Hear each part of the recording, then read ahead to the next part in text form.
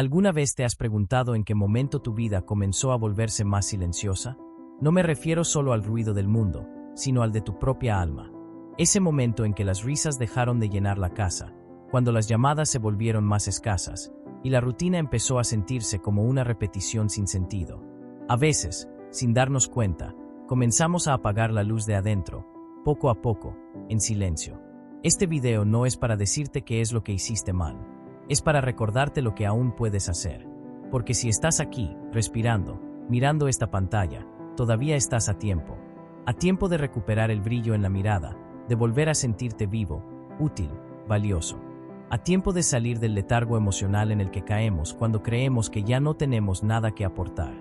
Los sabios estoicos nos enseñaron que no controlamos lo que pasa fuera de nosotros, pero sí, podemos elegir cómo responder. Y hoy quiero invitarte a responder con valentía. Vamos a hablar de esos errores silenciosos que se filtran en la vida cuando vivimos solos, cuando creemos que el mejor tiempo ya pasó. Pero también vamos a hablar de cómo cada uno de ellos puede transformarse en una puerta de regreso a ti mismo. Porque aún puedes, porque aún estás a tiempo, y porque la vida no se termina cuando envejecemos. A veces, es justo ahí donde empieza de verdad. 1. La trampa del aislamiento silencioso.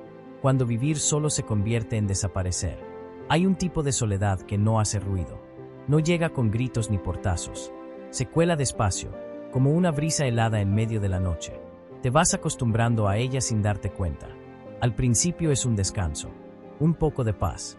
Nadie que interrumpa, nadie que pregunte.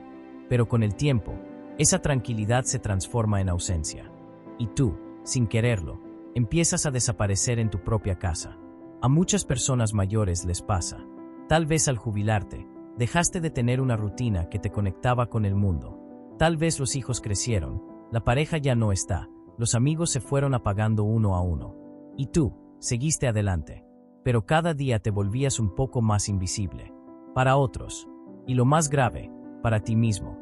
Marco Aurelio, uno de los grandes sabios del estoicismo, escribió: la soledad no viene por estar solos, sino por no poder comunicarnos con lo que es significativo para nosotros. Y eso es lo que ocurre cuando te aíslas. No es solo la falta de compañía, es la desconexión con lo que da sentido, una conversación honesta, una risa compartida, una mirada que te recuerda que existes. El problema con el aislamiento no es solo emocional. Está demostrado, desde la psicología, que el aislamiento crónico puede aumentar el riesgo de enfermedades cardíacas, depresión, ansiedad y deterioro cognitivo. Es como una sombra que consume desde adentro. Y lo peor es que muchas veces ni siquiera lo notamos. Nos convencemos de que estamos bien, de que preferimos estar solos, pero en el fondo, lo que anhelamos es ser vistos, escuchados, recordados. Recuerdo a don Ernesto, un vecino que tenía más de 80. Siempre decía que estaba bien solo, que no necesitaba a nadie. Pero un día, después de meses sin verlo, lo encontré sentado en la banqueta, mirando al vacío. Me senté junto a él y estuvimos ahí, en silencio, casi una hora. Al despedirme, me tomó del brazo y me dijo: gracias por venir. Hoy, por fin, no fui un fantasma. Tal vez, tú también te has sentido así. Tal vez llevas días sin hablar con alguien, sin un abrazo, sin una palabra que no venga de la televisión. Pero hoy es una oportunidad. Una pequeña, pero poderosa oportunidad para abrir la ventana, hacer una llamada, saludar al vecino. Un paso, aunque sea tímido, hacia el reencuentro con el mundo. La vida todavía tiene mucho por darte. Pero primero, tienes que dejar que el mundo te vea otra vez. No te escondas. No te apagues. Estás aquí, y eso ya es suficiente para volver a empezar. Y si algo de esto resonó contigo, me encantaría que lo compartieras en los comentarios. ¿Cuándo fue la última vez que te sentiste realmente visto o acompañado? Tu historia puede tocar a otros. Y si quieres seguir recibiendo estos mensajes, suscríbete. Este canal es tuyo también. Aquí, nadie queda olvidado. 2. Perder el ritual de la comida, del sustento a la desconexión emocional. Hay cosas que parecen pequeñas, casi insignificantes, hasta que empiezan a doler. Dejar de preparar una comida con esmero es una de ellas. Al principio, tal vez fue por pereza, luego por economía de esfuerzo, después, por costumbre. Un plato menos, un paso menos. ¿Para qué poner la mesa si no hay nadie más? ¿Para qué cocinar si solo soy yo? Así, poco a poco, Comer se vuelve una tarea automática. Algo que se hace sin mirar, sin pensar, sin sentir. Abrir una lata, comer directo del envase, repetir el mismo pan con queso durante 3 días. La comida pierde su ritual, su belleza, su poder de recordarnos que seguimos vivos. Pero la comida es más que alimento. Es un lenguaje silencioso de cuidado.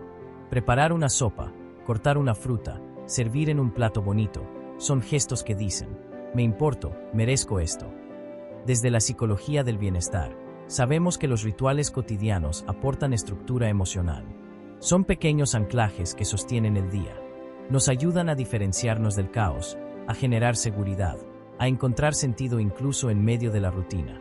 El acto de comer con presencia puede convertirse en una práctica de gratitud, en un momento sagrado. Los estoicos hablaban de la importancia de lo simple, de lo que está al alcance. Epicteto decía, no busques lo que no necesitas, pero cuida lo que ya tienes. Y eso incluye tu plato, tu cocina, tu capacidad de transformar ingredientes en una experiencia. No necesitas banquetes, ni recetas elaboradas. Basta con cocinarte como si fueras un invitado importante. Porque lo eres. ¿Recuerdas alguna vez en la que te prepararon una comida con cariño? Tal vez fue una sopa caliente cuando estabas enfermo. Tal vez una cena sorpresa en un cumpleaños. ¿Sabes por qué esos momentos perduran? Porque el cuidado a través de la comida deja huella en el alma. Y tú puedes hacer eso contigo. Todos los días. Hay personas que, tras años de vivir acompañadas, sienten que ya no vale la pena el esfuerzo, que ya pasó la época de hacerlo bonito. Pero no es verdad. Tu vida sigue siendo tu celebración, aunque solo estés tú. Colocar un mantel, servir una bebida, encender una vela mientras cenas, son actos de dignidad, de respeto por ti mismo, de conexión con lo más esencial, el presente. Haz del acto de comer un regreso a ti. Mastica despacio. Huele tu comida. Agradece por los alimentos, por tus manos que los prepararon, por el día que estás terminando. No se trata solo de nutrir el cuerpo, sino de honrar la vida. Porque cuando vuelves a hacer de cada comida un momento contigo, también vuelves a recordarte que sigues aquí, y que aún mereces todo lo bueno que puedes darte. 3. Dejar que la televisión reemplace a la vida real. Hay días en los que el silencio pesa más que cualquier palabra. Días en los que encender la televisión parece el único remedio. Al principio, es solo para acompañar el ambiente, como decimos, un poco de ruido de fondo, una voz que rompa el vacío. Pero, sin darnos cuenta, la televisión deja de ser un acompañante y se convierte en el único testigo de nuestras horas. Te levantas, la enciendes, desayunas con las noticias, almuerzas con una telenovela repetida, por la tarde, un concurso, y al llegar la noche, alguna serie cualquiera para dormir con algo de compañía. Pero mientras las imágenes cambian, tú te quedas en el mismo lugar, sin moverte, sin pensar, sin vivir. Sé que suena duro, pero es real. La televisión puede volverse una especie de anestesia emocional. Adormece las preguntas difíciles. Evita que nos enfrentemos a lo que sentimos, a la tristeza, a la soledad, a los sueños que tal vez dejamos atrás. La psicología lo confirma. El uso excesivo de la televisión en adultos mayores puede aumentar la sensación de vacío, reducir la motivación e incluso acelerar el deterioro cognitivo. No porque la TV sea mala en sí, sino porque reemplaza las actividades que nos conectan con la vida. Los estoicos hablaban de la necesidad de usar bien el tiempo. Séneca decía, no es que tengamos poco tiempo, sino que perdemos mucho. Y uno de los lugares donde más tiempo se nos escapa, sin darnos cuenta, es frente a una pantalla que nos ofrece distracción, pero no sentido. Esto no significa que debas renunciar a tus programas favoritos. No se trata de apagar la televisión para siempre, sino de recuperar tu lugar como protagonista. Haz de verla un evento, no un pasatiempo constante. Elige lo que te nutra. Una buena película, un documental interesante, algo que te inspire, que te mueva, que despierte algo en ti. Y cuando termine, apágala. Quédate en el silencio, aunque incomode. En ese espacio que queda, es donde te encuentras contigo, donde puedes escribir, leer, llamar a alguien, salir al jardín, observar el cielo, tocar una canción en la radio vieja, lo que sea, pero que venga de ti, porque vivir no es solo respirar, es elegir. Recuerdo a Teresa, una mujer que me dijo una vez, la televisión me salvó del silencio, pero casi me hizo olvidar quién era. Desde entonces, cada mañana, en lugar de encenderla, prende el viejo tocadiscos y baila sola por la sala. Dice que no sabe bailar, pero que su alma sí. ¿Y tú? ¿Qué haces cuando se apaga la televisión? Me encantaría que lo compartieras en los comentarios. Tal vez haya algo que solías hacer y dejaste. O quizás estás redescubriendo una parte tuya que estaba dormida. Cuéntanos, y si te sientes acompañado por este canal, suscríbete. Aquí hablamos de lo que nadie dice, pero muchos sienten. 4. Cerrar la puerta al mundo. Cómo el miedo puede encerrar también el alma. A veces no nos damos cuenta del momento exacto en que dejamos de abrir la puerta. Fue una rodilla que dolía, una gripe que nos obligó a quedarnos en casa, una temporada de frío, y luego, simplemente, ya no salimos. Nos acostumbramos a mirar el mundo desde la ventana, a dejar que el tiempo pase sin preguntarnos si queremos ser parte de él. Al principio parece una decisión práctica. Ya no necesito salir tanto, me traen las compras, hablo por teléfono. Pero con el paso de los días, esa puerta cerrada deja de protegernos y empieza a encerrarnos. No solo físicamente, sino emocionalmente. El mundo se vuelve algo lejano, ajeno, casi como si ya no nos perteneciera. Una mujer mayor me contó una vez que había pasado casi 6 meses sin salir a la calle. Me dijo, ya ni sabía si el árbol frente a mi casa seguía dando flores. El día que se animó a abrir la puerta, sintió que algo dentro de ella se removía. El aire fresco, el canto de los pájaros, el niño del vecino que pasó en bicicleta y le dijo hola, señora. Todo eso le recordó que seguía viva, que el mundo seguía aquí, que aún había un lugar para ella. Desde la psicología del bienestar, se sabe que el contacto con el entorno, por mínimo que sea, genera estimulación sensorial, emocional y cognitiva. Abrir la puerta, recibir el sol, sentir el viento, observar la vida moverse, todo eso alimenta el alma, reduce el estrés y fortalece la percepción de propósito. Los estoicos entendían el valor de estar en armonía con la naturaleza. Para ellos, salir al mundo no era una obligación social, sino una forma de alinearse con el orden natural. Marco Aurelio lo escribió con claridad: retírate dentro de ti, pero no te apartes del mundo.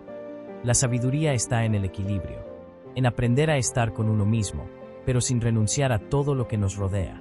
Cerrar la puerta puede parecer una forma de protegernos del dolor, de lo inesperado, del riesgo, pero también puede alejarnos del asombro, de la belleza, de las pequeñas sorpresas que nos esperan afuera.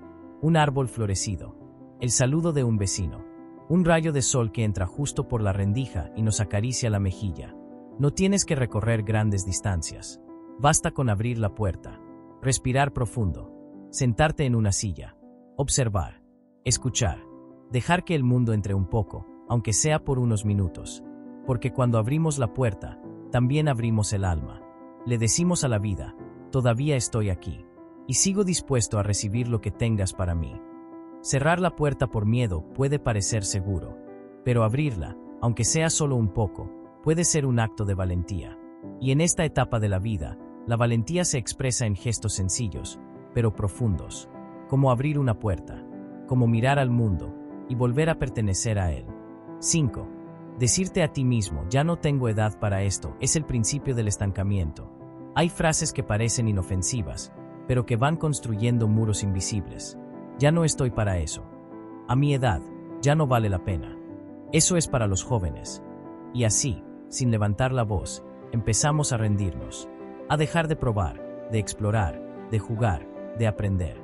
Nos volvemos espectadores de una vida que ya no sentimos nuestra. Recuerdo a Eugenio, un hombre de 77 años, que decidió aprender a tocar la guitarra después de ver a su nieto en un recital. Cuando le pregunté por qué se animó, me respondió algo que nunca olvidé: porque me di cuenta de que lo único que me estaba impidiendo intentarlo era yo. Durante meses, desafinó, se frustró, pensó en abandonar. Pero cada vez que lograba una melodía, por pequeña que fuera, sus ojos brillaban como los de un niño que descubre el mundo por primera vez. Y entonces comprendí algo: nunca dejamos de ser capaces, solo dejamos de creerlo. Desde la psicología del bienestar, sabemos que uno de los factores más importantes para conservar vitalidad en la vejez es mantener la curiosidad. Aprender algo nuevo, aunque sea pequeño, reactiva conexiones neuronales, genera dopamina y fortalece la autoestima. Nos recuerda que aún somos capaces de transformarnos. Y es que la mente envejece mucho más rápido cuando dejamos de usarla con entusiasmo. No porque le falten años de vida, sino porque les sobran excusas. Los estoicos también hablaron de esto, aunque en palabras más sobrias. Epicteto decía: no te detengas por lo que no sabes, porque nadie nace sabiendo. Detente solo cuando ya no estés dispuesto a aprender. Y esa es la clave. No se trata de correr maratones o lanzarse en paracaídas, a menos que quieras, claro, sino de atreverte a romper el molde que tú mismo te has impuesto. Puede ser tomar una clase de cerámica, aprender a usar el celular, cocinar un plato nuevo, bailar en la cocina mientras suena tu canción favorita. Porque cada vez que haces algo por primera vez, aunque sea a los 80, estás reafirmando algo muy profundo, que aún estás vivo por dentro. El estancamiento no es parte natural de la vejez. Es una decisión, o mejor dicho, una acumulación de renuncias disfrazadas de prudencia. Pero tú, no estás aquí para quedarte quieto. Estás aquí para seguir moviéndote, para reírte de ti mismo, para equivocarte y volver a intentarlo. Porque mientras tengas algo que te despierte la curiosidad, algo que quieras descubrir, aún hay chispa. Y donde hay chispa, puede encenderse la vida. ¿Te ha pasado alguna vez que quisiste probar algo nuevo y pensaste ya no tengo edad? Cuéntamelo en los comentarios. Me encantará leerte. Y si sientes que este canal te acompaña en este camino, suscríbete. Aquí creemos que el alma no envejece, solo necesita que la sigas sorprendiendo. 6. Reducir tu mundo a una sola habitación, cuando tu hogar refleja tu estado interior. No ocurre de un día para otro. Empieza con una silla que resulta más cómoda. Luego, mueves el televisor al dormitorio. Más tarde, dejas allí tu libro, tus lentes, tu botella de agua. Cuando te das cuenta, la cocina está en silencio, la sala ya no se usa y el comedor es solo una mesa que acumula polvo.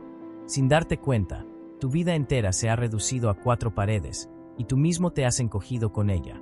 Este fenómeno no es raro en quienes viven solos, sobre todo con el paso de los años. Buscar la comodidad es normal.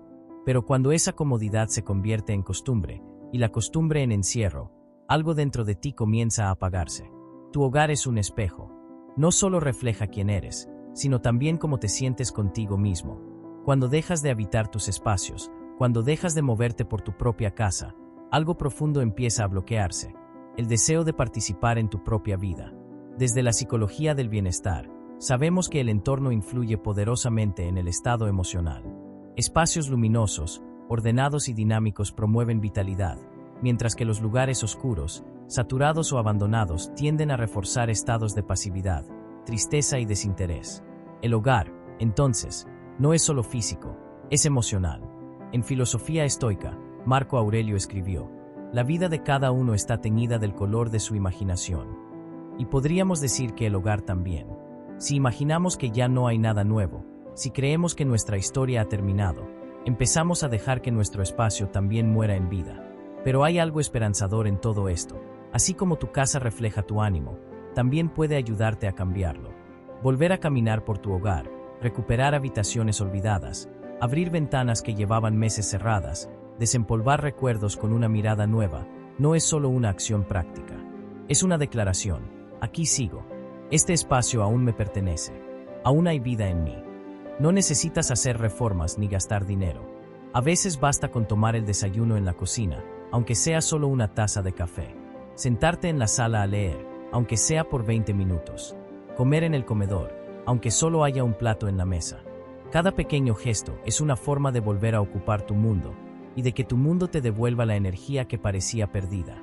Recuerdo a Marta, que después de años de usar solo su dormitorio, decidió empezar a tejer en la sala. Me decía: al principio me sentía rara, como si no fuera mi casa, pero ahora siento que la estoy reconquistando. Y con cada manta que tejía, también se tejía a sí misma de nuevo, porque la casa es cuerpo, y moverte por ella es como estirarte por dentro. No dejes que tu mundo se encoja. Ábrelo, recorre cada rincón, y tal vez descubras que la vida también quiere volver a recorrer cada rincón de ti.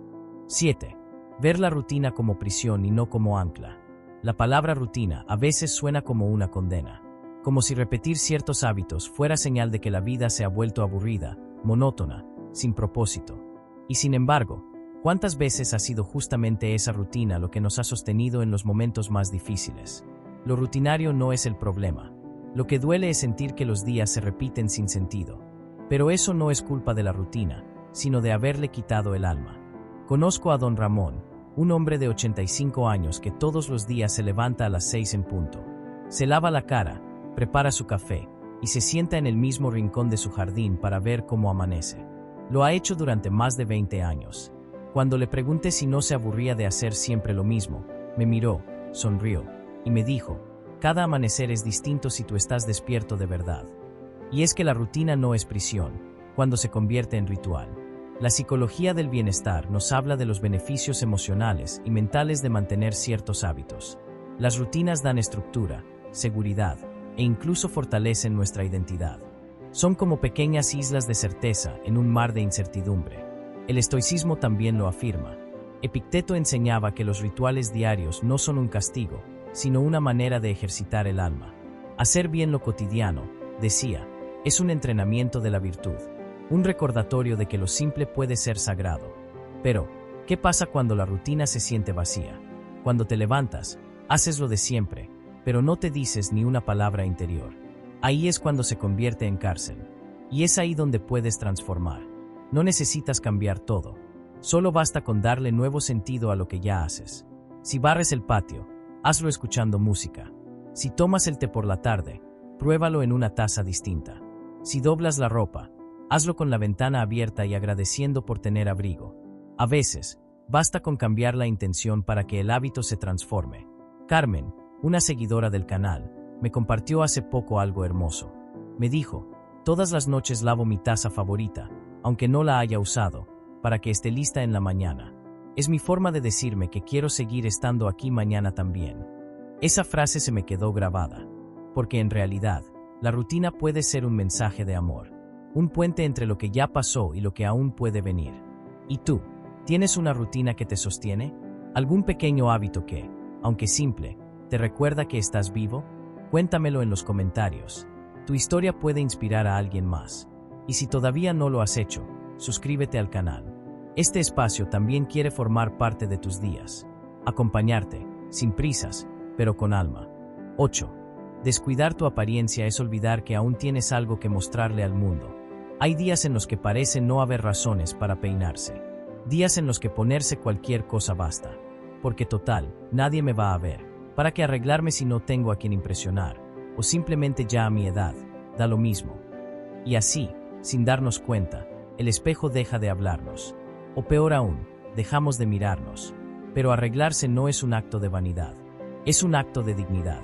No se trata de maquillaje, ni de ropa costosa, ni de aparentar lo que no se es. Se trata de mirarte al espejo y reconocerte. De decirte con un gesto sutil: todavía estoy aquí. Y sigo importando. Desde la psicología del bienestar, sabemos que el autocuidado, incluso en sus formas más pequeñas, refuerza la autoestima, el sentido de identidad y el bienestar emocional. Algo tan simple como elegir una camisa que te guste o ponerte ese perfume que guardabas para ocasiones especiales, puede cambiar la manera en que te sientes durante todo el día. Y no es superficial, es profundamente humano, porque el exterior, muchas veces, refleja lo que ocurre por dentro. Y cuando comienzas a dejarte de lado por fuera, es posible que estés empezando a olvidarte también por dentro. Marco Aurelio, en sus meditaciones, escribía que el cuerpo es el templo del alma y que debemos tratarlo con respeto, no por orgullo, sino por virtud. El cuerpo, decía, es un canal de expresión del alma racional. Y si esa alma aún tiene algo que decir, y créeme, la tuya lo tiene, entonces también tiene algo que mostrar. Recuerdo a Ariel, un caballero de 81 años que conocí en una residencia. Cada día, se vestía con camisa bien planchada, pantalones de vestir, y su bigote perfectamente recortado al estilo de los años 50. Cuando alguien le preguntaba por qué tanto detalle, él respondía: porque cuando me veo bien, me siento listo para lo que venga, aunque lo que venga, sea simplemente saludar al jardinero. Esa frase encierra algo poderoso, la disposición a seguir presentes. Porque lo contrario al cuidado no es la humildad, es la renuncia. Y tú aún no has renunciado. Por eso estás aquí. Por eso sigues respirando, sintiendo, buscando. Porque aún tienes algo que contar, algo que ofrecer. Una sonrisa que vale la pena ver. Una presencia que, aunque no lo parezca, hace falta en el mundo. Peinarte, elegir una prenda que te haga sentir bien, ponerte esos pendientes que hace tiempo no usas o simplemente ponerte loción después del baño, Son gestos que, aunque pequeños, te reconectan contigo. Son tu forma de recordarte que aún mereces verte y ser visto con amor. No te escondas detrás del ya da igual. Porque no da igual. Tú no eres invisible. Solo necesitas volver a mirarte y reconocerte con cariño. 9. Convertirte en el vecino invisible. El riesgo de dejar de existir en la comunidad. Una casa con las luces encendidas no siempre es sinónimo de vida. A veces, detrás de una ventana iluminada, hay alguien que hace mucho tiempo dejó de sentirse parte de algo. Y no fue por una pelea, ni por un conflicto. Simplemente, dejó de saludar, dejó de salir, dejó de mostrarse. Poco a poco, su presencia se volvió apenas una sombra en el vecindario. Así empezó la historia de Don Héctor, un hombre que vivía en la misma calle desde hacía más de 30 años. Todos sabíamos que seguía allí, se veían las luces, se escuchaba la radio, el timbre funcionaba, pero nadie lo veía. No saludaba, no se asomaba, no asistía a reuniones. Era como si el mundo lo hubiese dejado atrás. Un día, hubo un corte de luz en la cuadra. Aproveché para tocar su puerta, solo por si necesitaba algo. Me abrió con bata de dormir y linterna en mano. Su mirada se sorprendió más que la mía. «Eres la primera persona que me toca la puerta en más de 2 años», me dijo. Me quedé sin palabras. Porque, en el fondo, sabíamos que él estaba ahí, pero no nos atrevíamos a molestar. Y él, por su parte, creía que ya no era necesario mostrarse. Ese es el riesgo del aislamiento silencioso. Cuando dejamos de iniciar contacto por temor a ser una carga, y los demás dejan de buscar porque suponen que queremos estar solos. Así se teje la invisibilidad. Desde la psicología del bienestar, sabemos que el sentido de pertenencia es una necesidad humana profunda. No importa la edad. Sentirse parte de algo, aunque sea de una calle, un edificio o un grupo pequeño, nos sostiene emocionalmente. Reduce la ansiedad, fortalece la memoria y alimenta la esperanza. Los estoicos, aunque valoraban la autosuficiencia, jamás defendieron la soledad absoluta. Marco Aurelio lo escribió con firmeza. El ser humano ha nacido para vivir en comunidad, porque incluso la virtud más noble necesita ser compartida para que florezca. Ser visible no significa estar en el centro de todo, significa estar presente. Un saludo al cartero, una sonrisa al niño del vecino, un gesto con la cabeza al pasar por la calle. Son hilos invisibles que tejen conexión. No hace falta tener una vida social activa para no volverse invisible. Basta con recordarle al mundo, con pequeños actos, que aún estás aquí. Y, lo más importante, recordártelo a ti mismo. Mercedes, una seguidora del canal, nos compartió una frase preciosa. Empecé a sacar mi silla al balcón cada tarde. Nadie me hablaba al principio, pero al tercer día, un niño me dijo hola. Sentí que ese, hola, me devolvía el cuerpo. ¡Qué maravilla! ¿Tú también has sentido que te has vuelto invisible para tu entorno? Me encantaría que lo compartas en los comentarios. Tu historia puede abrir los ojos de alguien más. Y si este canal te hace sentir visto, suscríbete. Porque aquí, siempre hay un espacio donde tu voz importa. 10. Aferrarse al pasado y detener el presente. Transformar recuerdos en un museo en lugar de un impulso. El pasado tiene una forma dulce de envolverte. Te abraza con voces, aromas, fotos y canciones que alguna vez hicieron vibrar tu corazón. Y sí, recordar es hermoso. Pero cuando ese recuerdo se convierte en un refugio del que no queremos salir, también puede convertirse en una jaula. He conocido hogares que parecen detenidos en el tiempo. Salas con objetos intactos desde hace años. Relojes que ya no marcan la hora. Sillas vacías que nadie se atreve a mover. Habitaciones cerradas como santuarios. Todo en su lugar, como si al mantenerlo así, la vida que se fue pudiera volver. Así vivía doña Elvira. Su esposo había fallecido hacía una década, pero su escritorio seguía igual. Sus lentes aún sobre el libro que leía, su chaqueta colgada en la silla, y una taza vacía junto a la lámpara. Cuando entrabas en esa habitación, parecía que él iba a regresar en cualquier momento. Ella lo sabía, lo decía, no va a volver. Pero así, lo siento cerca. Y sí, la comprendo. A veces, lo único que nos queda de quienes amamos son los espacios que ocuparon. Pero, ¿y si en ese intento por conservar, nos estamos impidiendo vivir? Desde la psicología del bienestar, entendemos que los recuerdos no deben ser eliminados, sino integrados. No deben convertirse en un altar inmóvil, sino en un impulso que nos recuerde lo vivido y nos anime a seguir construyendo. El duelo necesita expresión, pero también necesita transformación. Los estoicos no negaban el dolor de la pérdida, pero enseñaban a no encadenarse a aquello que no se puede cambiar. Séneca decía, lo que ha sucedido no se puede deshacer, pero sí, podemos decidir qué hacer con ello. Aferrarse al pasado es, en cierto modo, evitar el presente, congelar la vida, guardar los días bajo llave como si no mereciéramos vivir más sin esa persona, sin ese tiempo, sin esa versión de nosotros mismos. Pero, ¿y si el mejor homenaje fuera vivir plenamente lo que aún queda? ¿Y si ese espacio pudiera llenarse de algo nuevo sin borrar lo que hubo? Marta, después de casi 5 años sin tocar la habitación de su hijo fallecido, decidió transformarla en un pequeño estudio de arte. Guardó algunas cosas, dejó otras, y colgó sus propios cuadros en las paredes. Me dijo, no lo estoy olvidando. Estoy dejando que camine conmigo de otra forma. Y esa es la clave. No se trata de soltar para siempre. Se trata de soltar el miedo a seguir. Dejar que el amor por lo que fue te impulse, no que te detenga. Transformar lo que duele en algo que nutre. Hacer espacio, no por olvido, sino por crecimiento. Porque los recuerdos no exigen que detengas tu historia. Te piden que la continúes, con ellos como parte del camino. 11. Creer que ya no puedes cambiar. Es el error más peligroso de todos. De todos los errores que podemos cometer en la vejez, este es, quizás, el más silencioso y el más devastador, pensar que ya no podemos cambiar. Porque no es solo una idea, es una semilla que se siembra dentro. Y con el tiempo, crece como una sombra que apaga tus ganas, tus sueños, tu energía. Ya no soy el de antes. Eso ya no es para mí. Estoy demasiado grande para empezar algo nuevo. Y así, lentamente, te vas convenciendo de que la vida ya pasó, cuando en realidad, todavía estás aquí. Cambiar no siempre significa hacer algo enorme. A veces, es simplemente atreverte a pensar distinto, a probar una nueva rutina, a darle una segunda oportunidad a algo que habías dejado atrás. Cambiar es declarar que aún hay un fuego dentro de ti, aunque solo sea una chispa.